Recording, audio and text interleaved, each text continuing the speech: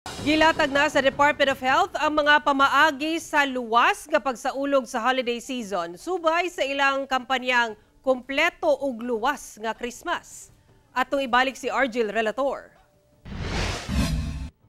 Karong holiday season, sumala sa DTI 11, 15 lang ka-manufacturer og firecracker sa nasod nga dunay lisensya ang lehitimong makamugna og mga paboto. So they are licensed, meaning the products that they are producing or manufacturing and even selling are licensed na product. That's why siguro we cannot see pa daghan kaayo ng mga products or fireworks in the market pa right now, but maybe after the Christmas, no, padulungay sa New Year.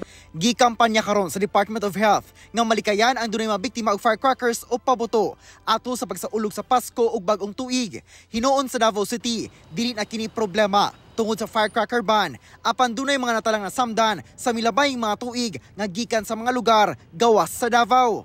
Dako matud pa ang benepisyo kung mulikay sa paggamit og paboto karong holiday season, such as lessen injuries, avoid triggering medical conditions like asthma, and avoid financial expenses incurred during those times that there are injuries as well as sickness. Samtang ginasulong sab sa DOH ang healthy handaan o pagtuman gihapon sa balanced o healthy diet ug likayan ang sobrang pag-inom og ilimnong makahubog karong sagunson ang mga party ug handaan.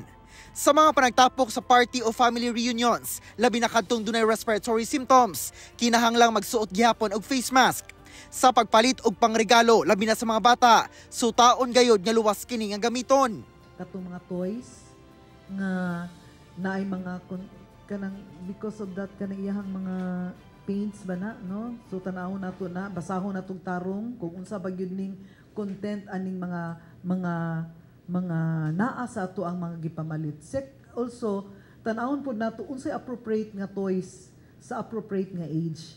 Nagtinguha ang DOH nga walay matalang firecracker-related injuries hangtod sa Enero sunod tuig.